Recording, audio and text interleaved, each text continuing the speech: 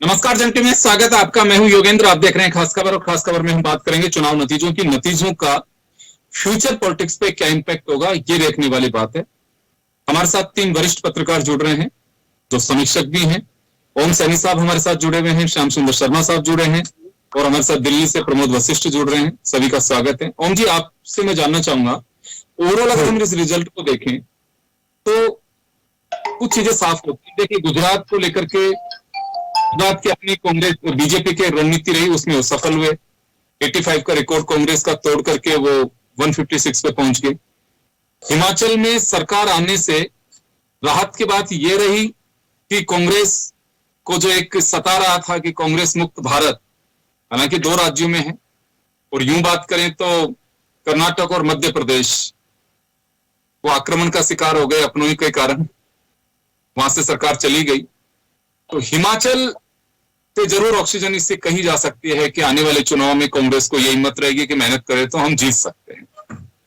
लेकिन ओवरऑल अगर हम देखें इस पिक्चर को, तो क्या लगता है आपको कि वास्तव में बीजेपी को सफलता का भी कोलेशन होता है? और अगर हम बात करें कांग्रेस के गुजरात में, अगर वो 60 साल के इतिहास इस स्थिति में पहुंचती है तो कांग्रेस को क्या वास्तव में चिंतन ईमानदारी से करना चाहिए? ईमानदारी शब्द का प्रयोग इस वजह से कर रहा हूं मैं कि कांग्रेस के कई चिंतन जो मैंने देखता हूं या सुनता हूं, उसमें ईमानदारी दिखाई नहीं देती है। बटरिंग चलती है या ये देखा जाता है कि खुशी कैसे मिल सकती है, बस।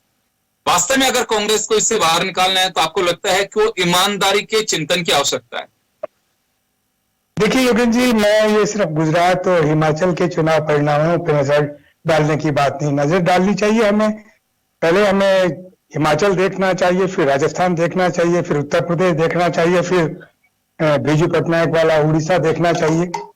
उड़ीसा के बीजू पटनायक ने भारतीय जनता पार्टी के सीधा मुकाबला करके और जिस तरीके से पटकी मारी है वो क्या हुआ है। आप उत्तर प्रदेश में देखिए, जहां पर सब कुछ दबदबा है, वहां पर खतौली में क्या हुआ, मैनपुरी में क्या हुआ। और फिर उसके बाद में राजस्थान देखिए, जहां सारे टुकड़े होने के बावजूद आप एक अच्छे नंबर से जीत करके आते हैं। फिर जाइए गुजरात और हिमाचल के अंदर। हिमाचल एक छोटा सा स्टेट है जिसमें करोड़ भी लोग नहीं है अभी। मेरा ख्याल है कि 75-80 लाख लोग रहते हैं, 12 जिले हैं उनके, और वहां के कमिटमेंट बड़े साफ साफ हैं। उसमें जैसे ही वो वीरभद्र सिंह जी की मृत्यु के बाद में कांग्रेस की बागडोर श्रीमती वीरभद्र सिंह के पास में आई तो एक अलग किस्म का सीन बना, और वो जो एक लगाव वाला सिलसिला वो भी बना। और उसमें वो सब असर नहीं करता जो आप नड्डा जी और हमारे प्रधानमंत्री सब गए, उन्होंने रोड शो किए, सब कुछ किया, लेकिन वो जो पेंशन वाला सिलसिला है, चूंकि ज्यादातर वहां पर सरकारी नौकरी में या सेना में है, तो वो कैसे काम करता है ये देखने को मिला।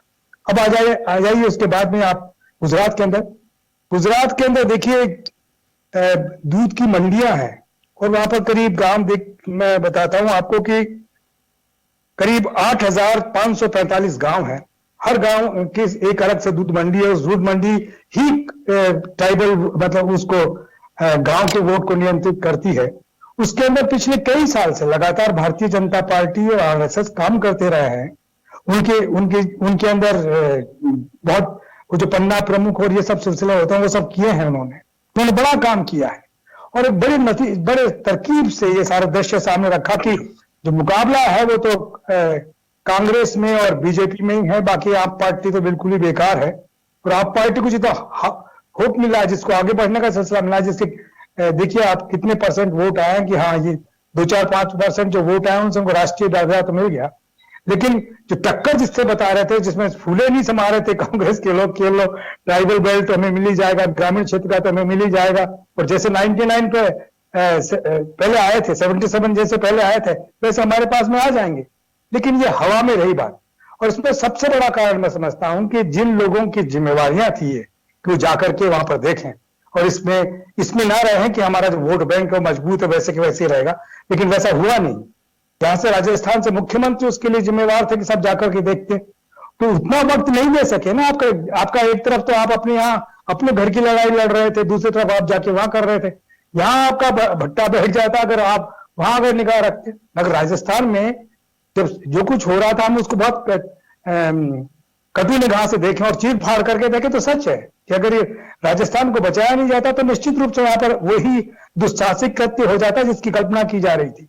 वो नहीं हुआ, तो वो सारा सिलसिला वहां रघु शर्मा जी के हाथ में सारा सिलसिला दिया। रघु शर्मा जी अहमद पटेल थोड़ी हैं, अहमद पटेल थे तो उसके बाद में अशोक गहलोत वहां पर अर्थपूर्ण थे। रघु शर्मा है तो फिर अहमद पटेल भी नहीं और अशोक गहलोत भी नहीं है। तो ऐसी स्थिति में ये सोशल इंजीनियरिंग का जो सिलसिला है जो छोटे छोटे लेवल पे किए जाने चाहिए थे वो नहीं हो सके, उसका नतीजा है। और साथ साथ में लेकिन इसलिए पता लगता है कि आपके पास में संगठन है, आपके पास में काम करने का तरीका है, तो आपको कहीं कहीं कोई डर नहीं है। बीजू जनता दल ने जिस तरीके से उड़ीसा के अंदर वो आप पूरा खाता सुन लीजिए, करीब कितना 80-82 हजार वोट से जीता है विधानसभा का जो चुनाव जीते हैं। तो ये संगठन है आपके पास में, सरकार है आपके पास में, तो सब होता है। यूपी में देखिए आप, यूपी में जिस तरीके से अगर आपके पास में जातीय सारा संगठन बना हुआ है, इमोशनली आप जुड़ करके आए हैं, तो किस तरीके से आपने मैनपुरी के अंदर विजय हासिल की, आरएलडी ने कैसे खतौली में विजय हासिल की है, तो ये सब समझ में आता है। ऐसा कुछ भी नहीं है, ऐसा कुछ भी नहीं है। अरे आपका यहाँ पे बहुत हुआ है, उसका पता लग रहा है कि आपने जातिवाद का सारा सिलसिला जातियां गिनाई कि 7,000 ये है, 30,000 ये है, 65,000 ये है, उसका देख लीजिए नतीजा। अरे जैसे आप कह रहे थे राष्ट्रीय दल को। बिल्कुल, मैं वापस आऊंगा आपके पास में, प्रमोद जी के पास जाना चाहूंगा। प्रमोद जी, हिमाचल का जिक्र मैं थोड़ा सा करना चाहूंगा कि हिमाचल में जीत भी कांग्रेस के लिए एक मुसीबत बनी हुई है। वहां हो ये रहा है कि अब जब हम चर्चा कर रहे हैं, उस वक्त की बात कर रहा हूं मैं, पर्यवेक्षकों ने दावा कर दिया कि सरकार हम बनाएंगे, लेकिन अब मुख्यमंत्री कौन? एक तरफ पीसीसी चीफ प्रतिभा सिंह है जो वीरभद्र सिंह की पत्नी है, उन्होंने दावा कर रखा है। कहा जाता है कि 25 विधायक उनके समर्थन में, 18 विधायकों को लेकर सुखविंदर सिंह सुक्खा जो वहां के कैंपेनर चीफ थे इलेक्शन के।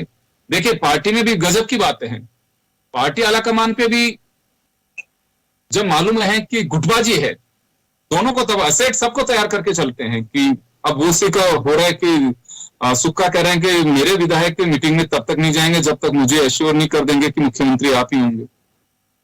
अभी तक तो इसी घमासान में लगे हुए हैं कि मुख्यमंत्री कौन होगा, अब क्या होगा, पूरी चर्चा पर आप जानते हैं। तो अब आजकल राजनीति भी एक मंडी हो गई, कोई भी बोली लगा जाता है फिर उसमें।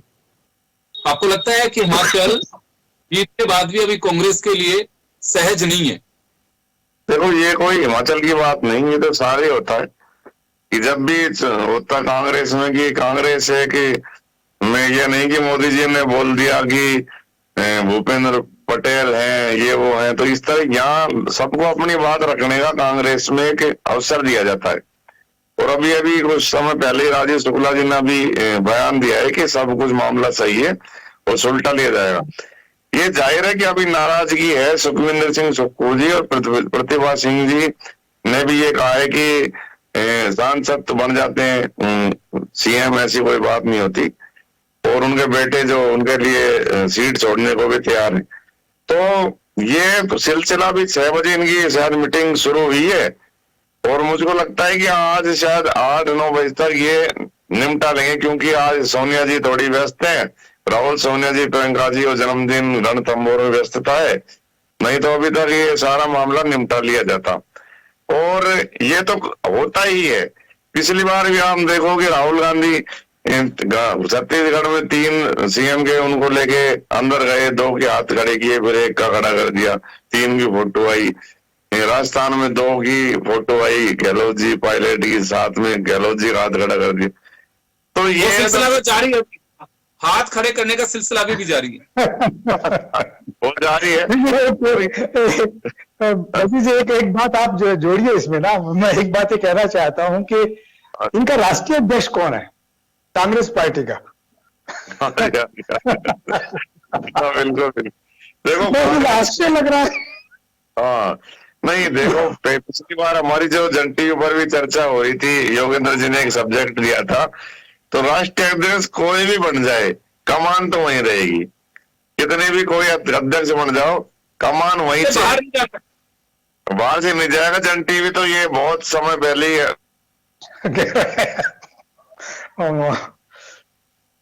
ये केवल कांग्रेस की स्थिति नहीं है। देखिए बीजेपी में भी नड्डा साहब अध्यक्ष हैं, ठीक है, उनके थोड़ा सा कांग्रेस से डिफरेंट मान लीजिए, बाकी होता वही है जो प्रधानमंत्री जी और अमित शाह साहब चाहते हैं। प्रधानमंत्री जब गुजरात चुनाव करने गए तो उन्होंने कहा कि नरेंद्र से ज्यादा भूपेंद्र को आप जिताइए, है ना, और वो पहले वो करते तो राष्ट्रीय अध्यक्ष ने घोषणा कोई करी, वो तो प्रधानमंत्री ने उनको चीफ मिनिस्टर बना दिया था पहले। तो ये सारे क्या इसको घुमा घुमा के कोई अलग बात कर ले, लेकिन हिमाचल में ये सही है कि विवाद बहुत ज्यादा बढ़ने की ओर अग्रसर है, और कांग्रेस बीजेपी भी इस फिराक में है कि कोई मौका मिले। उन्होंने भी अपने दूत और अपने जो राष्ट्रीय लीडर हैं उनको वहां तैनात कर दिया है पूरी तरह से, कि मौका चाह रहे हैं कि जैसे जयराम ठाकुर जी इस बात को बोल ही चुके हैं कि हार के बाद भी सरकार, तो हर कोई मौका अपना देख रहा है, लेकिन ये कांग्रेस की ही सरकार बनेगी, कांग्रेस के ही सीएम बनेंगे, क्योंकि कार्यकर्ता भी ये चाहता है, क्योंकि इससे थोड़ी ऑप्शन मिली है और हिमाचल प्रदेश से कांग्रेस उत्साहित है। अभी अधीर रंजन चौधरी जी ने, जयराम रमेश जी ने कुछ समय पहले इस बात को कहा कि मोदी मैजिक धीरे धीरे अब खत्म होता जा रहा है, और 2024 में भले ही छोटा ही राज्य से जीत हुई हो, लेकिन बम बड़ा फटेगा 2024 तक। तो कोशिश सभी की जारी है हिमाचल का विवाद हो, हालांकि 37,800 कुछ वोट ही ज्यादा लिए हैं ये इस के आसपास नहीं 0.90% वोट ज्यादा है, 37,864 करीब ज्यादा वोट लेकर कांग्रेस यहाँ जीती है, और 80 लाख वोट लेकर ज्यादा गुजरात में भाजपा जीती है, और 2,64,000 वोट ज्यादा लेकर एमसीडी में दिल्ली की वो जीती है। तो ये आंकड़े जो बता रहे हैं आंकड़ों का खेल है। तो अब विवाद तो निश्चित रूप से बड़ा गहराता ही जा रहा है, और भूपेंद्र हुड्डा जी, राजीव शुक्ला जी, मुख्य रूप से छत्तीसगढ़ के मुख्यमंत्री बघेल जी ने इसकी कमान संभाली हुई है।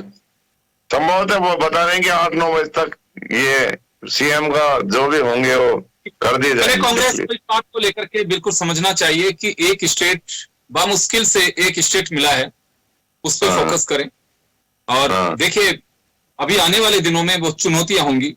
चुनौतियां वैसे खड़गे साहब अध्यक्ष हैं, अभी जैसे कहा जा रहा था कि जेपी नड्डा की परीक्षा की घड़ी थी, लेकिन वो फेल हुए अपने राज्य को बचाने के अंदर, सबकी सरकार थी।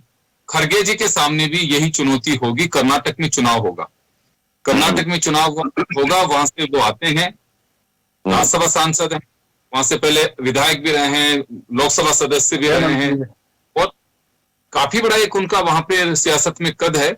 हालांकि वो बात अलग है कि डी शिवकुमार के और उनके भी 36 का आंकड़ा है, उसी की वजह से कहा जाता है कि उनको भी देखा गया कि आप दिल्ली जाइए, यहाँ क्यों आप बैठे हुए हैं, यहाँ मुझे काम करने दीजिए। तो उनके सामने भी चुनौती है। श्याम जी, आपके पास आना चाहूंगा। बीजेपी हो चाहे कांग्रेस, हर पार्टी के सामने चुनौतियां होती है, और चुनौतियों के साथ साथ एक जो लेसन की बात मैं करता हूं कि हर किसी को एक सीख लेनी चाहिए, जीत से भी और हार से भी।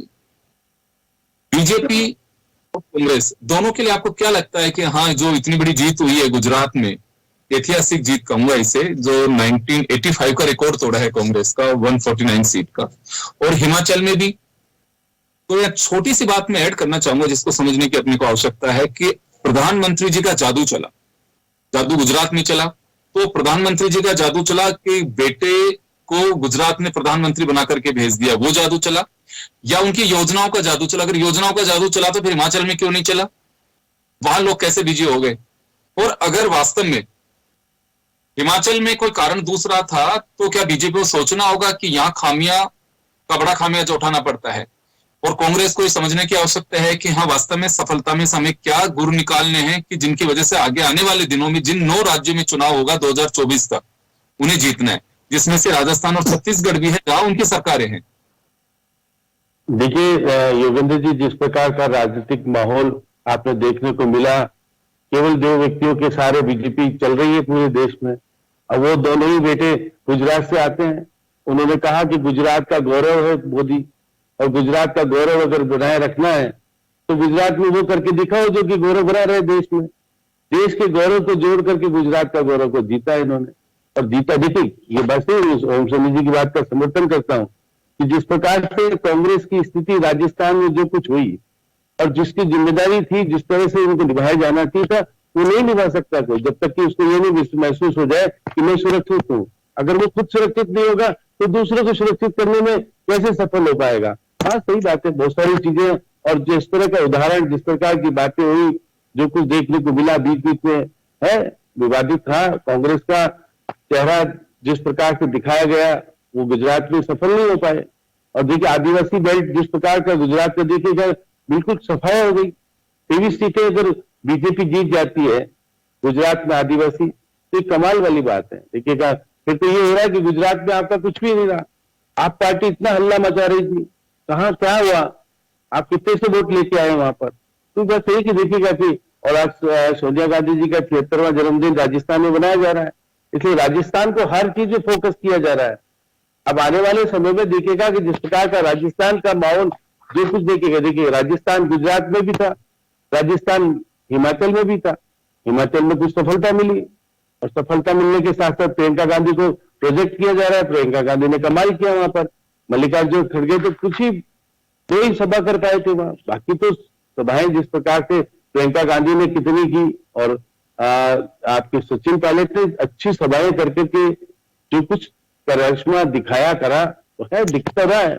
अब देखिएगा, मुख्यमंत्री का पद कैसे कैसे होता है, हर पार्टी में शुरुआत में तो होती है, हर व्यक्ति चाहता है कि मुख्यमंत्री बन जाऊं, तो हर व्यक्ति तो मुख्यमंत्री बन नहीं सकता। इसलिए देखिएगा, प्रतिभा सिंह को मैं सुन रहा था, वीरभद्र सिंह की पत्नी को, उन्होंने कहा कि मुझे 6 महीने पहले सोनिया गांधी ने हिमाचल की जिम्मेदारी संभाली, तो उन्होंने कहा कि अब सब जगह घूमना, और मैंने वीरभद्र के नाम पर ही वोट मांगे और सत्ता आ गई। अब सत्ता आने के बाद हर व्यक्ति चाहता है कि देखिएगा, जैसे 5 लोगों के नाम आ रहे हैं। देखिए, मल्लिकार्जुन खड़गे ने कहा है कि हमने ऑब्जर्वर भेजे हैं, और ऑब्जर्वर तय करेंगे। और देखिए, हर व्यक्ति अब कह रहा है कि हाईकमान क्या कहा हुआ हम मानेंगे। शुरुआत में तो होता है कि मेरे पास इतने हैं, हाईकमान कौन? हाईकमान कौन? ये तो देखिए, पर्दे के पीछे तो जो हाईकमान नंबर 2, 1, 2, 3 जो हमारे मुख्यमंत्री जी कह रहे थे, तो मल्लिकार्जुन खड़गे का नाम तो बाद में ले रहे थे। नाम तो उन्हीं का आता है ना हमेशा। सोनिया गांधी, आज भी ऐसी बात नहीं कि सोनिया गांधी की बात नहीं मानी जाएगी। चलिए, मैं श्याम जी वापस आ रहा हूं। ओम जी, आपके पास जाना चाहूंगा, मैं आपके पास जाना चाहूंगा। आपको क्या लगता है कि कांग्रेस के लिए सबसे बड़ा लेसन तो यह है गुजरात को देख करके, चलिए हार भी जाते तो, लेकिन सीएलपी लीडर नहीं बना पाए 60 साल के अंदर पहली बार, ये बहुत बड़ी बात है उनके लिए। क्या पार्टी आलाकमान वो चाहे नंबर 1, 2, 3 हो, या चाहे मिस्टर खड़गे हो, जिन राज्यों में डिफरेंसेज है, आप चेहरा बदले नहीं बदले, लेकिन एटलीस्ट उस लीडरशिप को एक केवल हाथ योग कराने से काम नहीं चलता है कहीं पे भी। अभी जैसे आपने छत्तीसगढ़ की बात कही, दूसरी जगह की बात, कर्नाटक क्यों हाथ से चला गया, इसी डिफरेंसेस, एक एक जो चीजें जा रही हैं उनके हाथ से, तो कांग्रेस को क्या समझना नहीं चाहिए कि हाँ वास्तव में जिन राज्यों के अंदर कहीं डिफरेंसेज हैं तो उनको सॉर्ट आउट तो करें। ऐसे टाइम पे आप झगड़े पैदा हो रहे हैं कांग्रेस में, जब गुजरात में सामने चुनाव है, मुख्यमंत्री राजस्थान को आपने ऑब्जर्वर बना दिया, वो सरकार बनाए कि अपनी बचाए? देखिए योगेंद्र जी, एक बात सच है कि हिंदुस्तान में अगर कोई डेमोक्रेटिक पार्टी बची है तो कांग्रेस है, जिसमें आज भी नई इत्तेफाकियों को पूरा मौका मिलता है और उसका सम्मान जब होता है तो दल बहुत मजबूत होता है। मैं राजस्थान का उदाहरण देना चाहता हूं। राजस्थान में जितना टेंशन यहाँ के दो जो ग्रुप बने हुए थे, मारवाड़ का और मेवाड़ का, वो ग्रुप बड़े जोरों से लड़ते थे और उसकी खुली खुली लड़ाई हुई है। एक state home minister Ramdas Mirza जो दिल्ली में होते थे, वो आके हरदेव जोशी के सामने खड़े हो गए। हरदेव जोशी ने कहा कि ठीक है लड़िए आप, आला कमान ने कहा कि ठीक है लड़ लीजिए, जिसके पास बहुमत है वो हो जाएगा चीफ मिनिस्टर, और हरदेव जोशी राजस्थान में चीफ मिनिस्टर बने।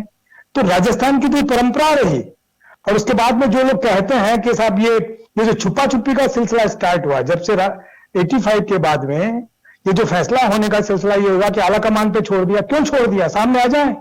मैं इस बात का चश्मदीद हूं, बता रहा हूं कि हर बार जब भी राजस्थान का मुख्यमंत्री अशोक गहलोत बना तो अशोक गहलोत की हैसियत सबसे बड़ी थी उसके अंदर, चाहे सीसराम ओला मुकाबले में रहे हों, चाहे सीपी जोशी मुकाबले में रहे हों, चाहे गिरिजा व्यास के मुकाबले में रहे हों, ये फैक्ट है। तो अगर ये सीधा सीधा मुकाबला हो जाता तो कोई दिक्कत ही नहीं होती ना। अरे आप चुन के आए, आप चीफ मिनिस्टर हैं, क्या बात हुई, आपको मेजोरिटी ने इलेक्ट किया, अब अनुशासन में रही है। ये भी सिलसिला था जिसको कि आला कमान पे छोड़ दो, उधर दिल्ली फैसला करेगी, खड़गे साहब पे छोड़ दो। ये जो है ये अपने आप में मुझे लगता है, मैं इसी को जोड़ रहा हूँ, देखिए इसी को जोड़ रहा हूँ। भारतीय जनता पार्टी का जो डेमोक्रेटिक स्वरूप था 1980 में, जो उनकी कार्यकारिणी नेशनल सारा गठबंधन था, उसके अंदर हर काम बड़े डेमोक्रेटिक तरीके से हुआ है, लेकिन उससे नंबर नहीं बढ़े ना।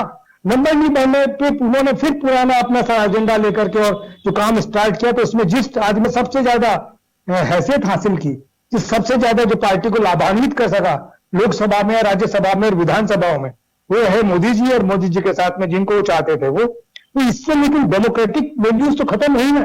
एक जो एक आइडियल मोरालिटी थी डेमोक्रेसी में, उसका। लेकिन कांग्रेस ये अपने डिफरेंसेस को कब निपटाना शुरू करेगी? अगर कहीं पे भी है जिसको आपको रखना है, देखिए ये मैं भी कह रहा हूं, जैसे वीरभद्र सिंह जी की पत्नी वहां पर कह रही है कि या तो मुझे बनाओ या मेरे बेटे को बनाओ, दोनों में से एक को बनाओ, क्योंकि जो वोट मिला है वो वीरभद्र सिंह जी के नाम से मिला है। तो उसमें हो जाए कि भाई जो हमारी बैठ के सोच लें कौन सा है नंबर 1, कौन सा बनता है, दूसरा कौन सा बनता है, मुख्यमंत्री तो एक ही बनेगा, तो उसमें कोई दिक्कत ही नहीं होनी चाहिए। वीरभद्र सिंह को बना लीजिए, क्या दिक्कत पड़ती है? बाकी किसी को होम बनाइए, किसी को कुछ और बनाइए, सारा खत्म हो जाएगा। श्याम जी को और प्रमोद जी को दूंगा 30 सेकंड। प्रमोद जी आपके पास आना चाहूंगा, क्या वास्तव में कांग्रेस को, देखिए बीजेपी की बल्ले बल्ले को लेकर के तो चर्चा होंगी, बीजेपी को पन्ना प्रमुखों या उनको जो सिटिंग एमएलए हैं जिन पे लगता है कि 19-20 हो सकता है, 40 विधायकों को टिकट काटना ये बहुत बड़ी रणनीति थी, और 40 विधायकों का टिकट काटने के बाद में वहां बगावत नहीं होना, ये मोदी का करिश्मा था जिसे खारिज नहीं किया जा सकता। तो क्या आपको लगता है कि कांग्रेस को कुछ समझना होगा कि जिन राज्यों में, ओम जी भाई साहब सही कह रहे हैं, ये बात सही है, डेमोक्रेटिक सिस्टम है, लेकिन अब स्थितियां बदल गई हैं, डेमोक्रेसी के पैरामीटर्स बदल गए हैं कांग्रेस में भी। अब आपको लगता है कि जहां भी जिस स्टेट में, चाहे वो कर्नाटक हो, चाहे छत्तीसगढ़ हो, चाहे राजस्थान हो, चाहे दूसरे राज्य हो, वहां इनको सबको सॉर्ट आउट करने की आवश्यकता है? नहीं, देखो इसमें अभी आपने सुना होगा हिम्मत सिंह गुजरात के जो कार्यकारी अध्यक्ष हैं, उन्होंने बड़ा ही सटीक बयान दिया।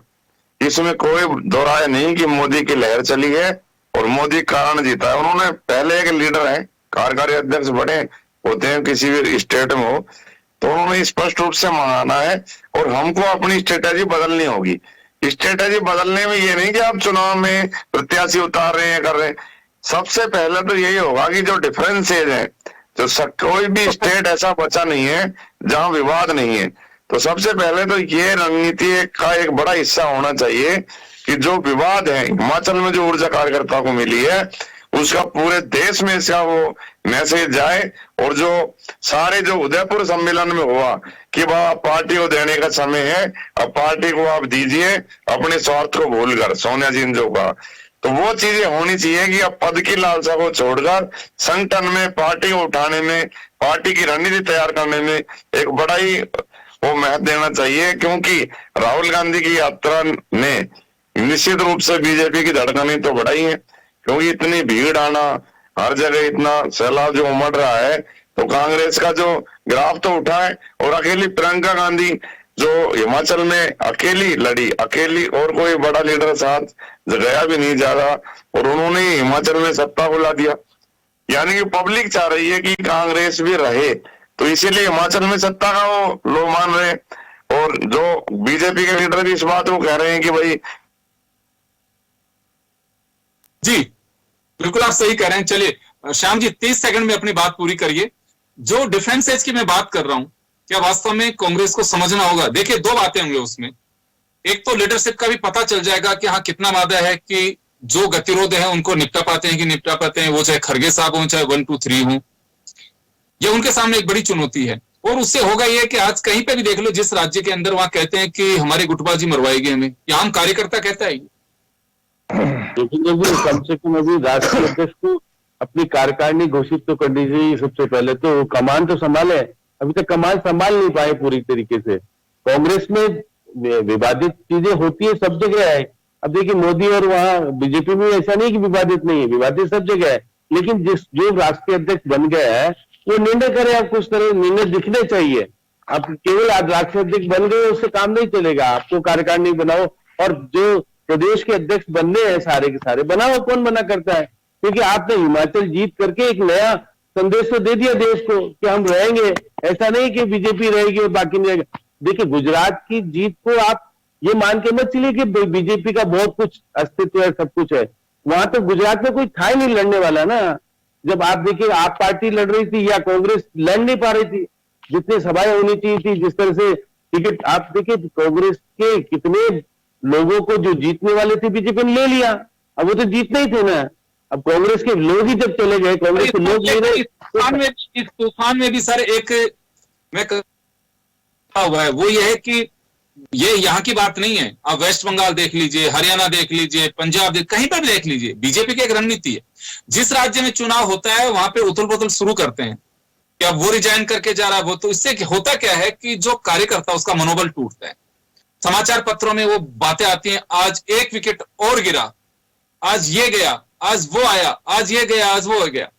तो ये चीजें वो करती है। ये तो अपनी पार्टी को संभालने की बात है। मैंने पहले भी कहा कि ये लीडरशिप के काबिलियत का भी इससे पता लगेगा कि हाँ कितना शॉर्ट आउट कर पाते हैं और अपने कुनबे को कितना बचा पाते हैं। मैं माफी चाहूंगा, समय का अभाव है, बहुत अच्छी एक हमारी डिबेट चल रही है, लेकिन समय सीमा का ध्यान रखते हुए मैं रोकना चाहूंगा तमाम अतिथियों को। आप सभी का बहुत बहुत शुक्रिया, दर्शकों का शुक्रिया, और खास खबर में इतना ही। दीजिए इजाजत, नमस्कार।